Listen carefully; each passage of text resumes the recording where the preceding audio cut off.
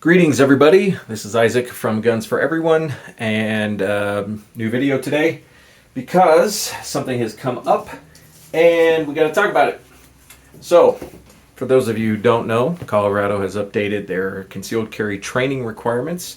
That was House Bill 24-1174. For those of you who haven't looked it up yet, House Bill 24-1174. And what this does is adds a bunch of new training requirements to you, the student, and also on the instructor side, there's some new hoops that we have to jump through, including what's listed in what will be Colorado Revised Statute 1812-202.7, which lists the instructor verification requirements with the Sheriff's Department. I applied with El Paso County back in August. Still don't have a decision. And I just applied to Pueblo County today to get verified in Pueblo County as well. And to Pueblo County's credit, they were very, very quick with their response back to me. We're talking like a couple of hours. Now, let's give El Paso County the benefit of the doubt. It's the busiest county in the state, and there's a lot on their plate right now.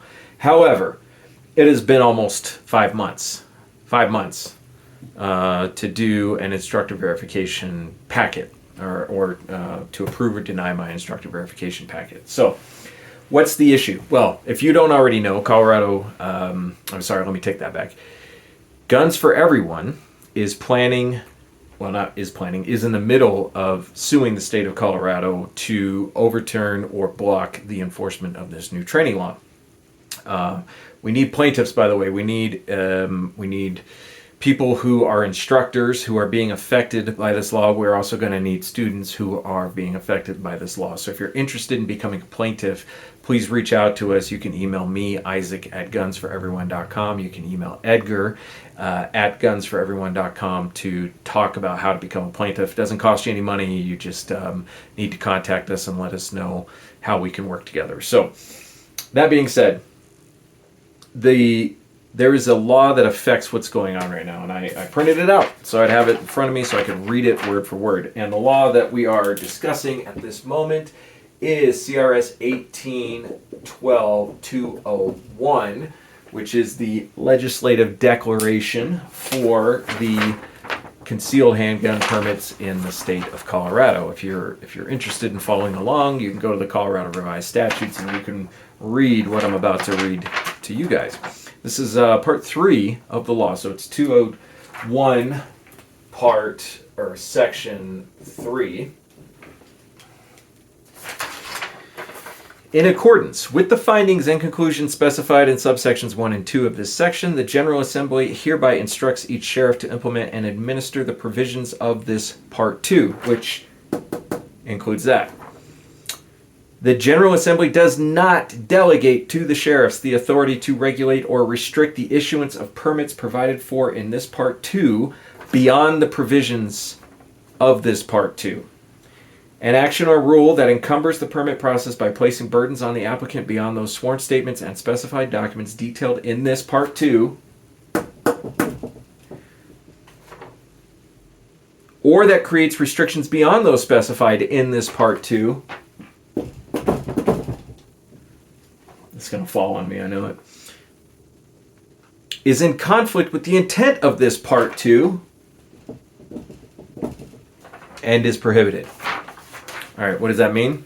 That means the sheriffs cannot ask for additional information in the instructor verification process beyond what is specifically outlined under the law. And what is specifically outlined under the law? Well, as an instructor, what it essentially says is that I have to teach the law according to the new requirements. The class must not be any less than 8 hours. Must not be any part of it can be online.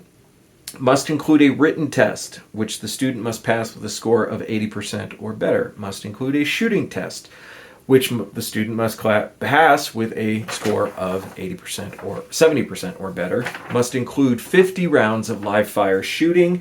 must include covering the topics of knowledge and safe handling of firearms and ammunition, safe storage of firearms and child safety, safe firearms shooting fundamentals, federal and state laws pertaining to the lawful purchase, ownership, transportation, use, and possession of firearms, including instruction on extreme risk protection orders described in Article 14.5 of Title 13 of the Colorado Revised Statutes, requirements for reporting lost or stolen firearms described in CRS 1812-113, secure firearms storage requirements described in CRS 1812-114, and any other state law enacted within 5 years before the class that pertains to the purchase, ownership, transportation, use, and possession of firearms.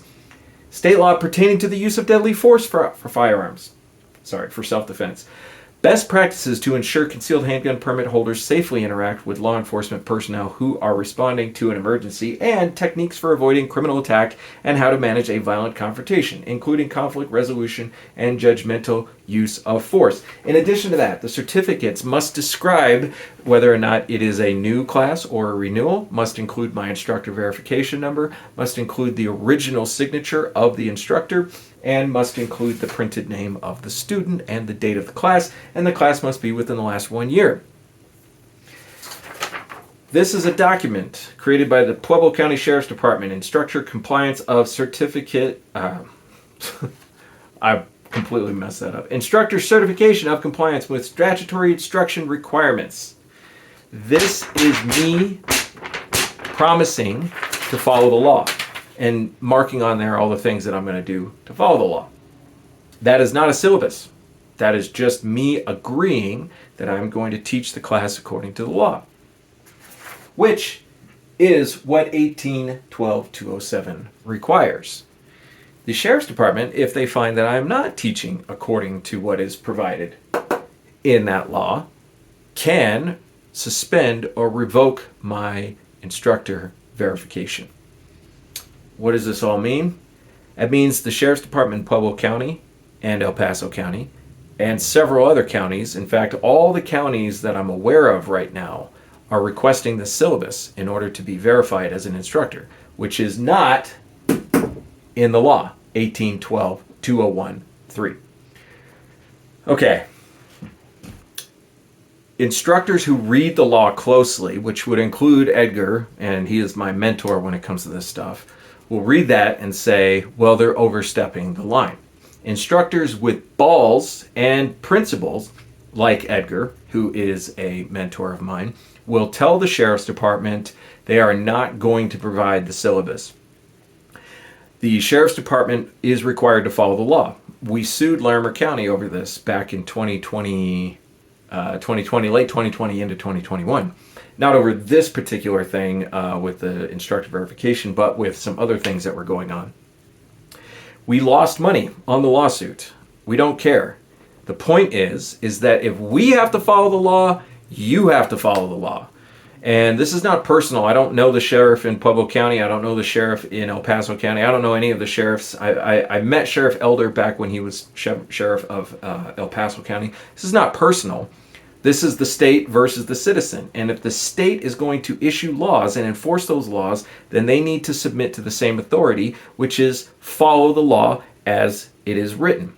So, all that to say, most instructors who read this closely are going to say, yeah, that's overstepping, but then are going to provide a class syllabus to the Sheriff's Department so that they can get verified, so that they can teach without any hassles, without any trouble. Not me, not Edgar. All right. We are standing on principle on these matters, and I just sent an email to the Pueblo County Sheriff's Department telling them that I'm not going to give them the syllabus, and I want them to make a decision without the syllabus. If that means they want to deny me, fine. If that means they're going to approve me and follow the law, great. Then I can go ahead and move forward. What does this mean for me? If they deny me, I'm not going to be able to teach. If El Paso County and Pueblo County are not going to deny me, or are going to deny me, I'm not going to be able to teach in those counties. And, well, let me take that back. I won't be able to teach at all because I don't have a verification within any other county.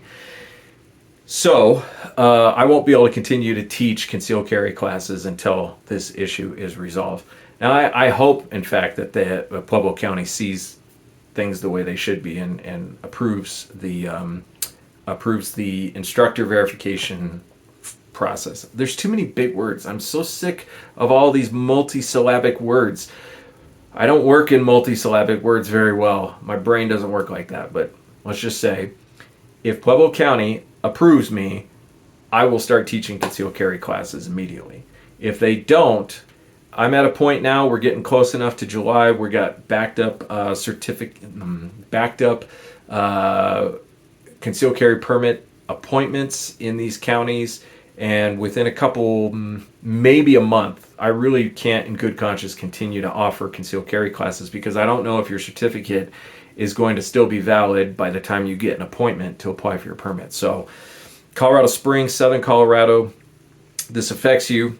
Free concealed carry classes are going away very quickly, and maybe they'll come back, maybe they won't, I don't know, and we'll see how it goes. So I know it's kind of confusing. I hope I presented it in somewhat of a clear way. I didn't really think this through very much as far as the video goes, because I literally just sent the email a few minutes ago. I'd like to give a shout out to the clerk at the Pueblo County Sheriff's Department in the concealed carry office. I couldn't, had a bad connection. I couldn't quite hear her name, but she was very nice, very responsive, and very helpful. And so I want to give her a shout out. I appreciate that. A lot of times the people that we talk to at the sheriff's departments are the ones doing all the hard work. El Paso County and Pueblo County, and they've done a fantastic job communicating, and I really appreciate that. So we'll go from there. We'll see what happens. I will update you guys, and I just encourage you guys to understand that these laws are an infringement, and if we let them overstep these laws, then we're completely surrendering any power that we have as the citizen. And I would encourage you guys to go check out our legal fund, gunsforeveryone.com/legal-fund. Put that up here, gunsforeveryone.com/legal-fund,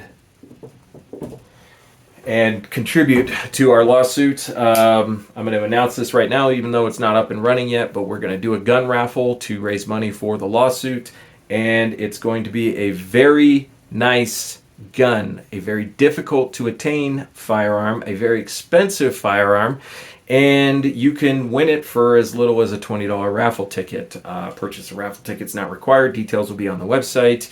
And this is going to be a Vepr in 7.62x54R with a POSP scope from Kalinka Optics. Very cool gun.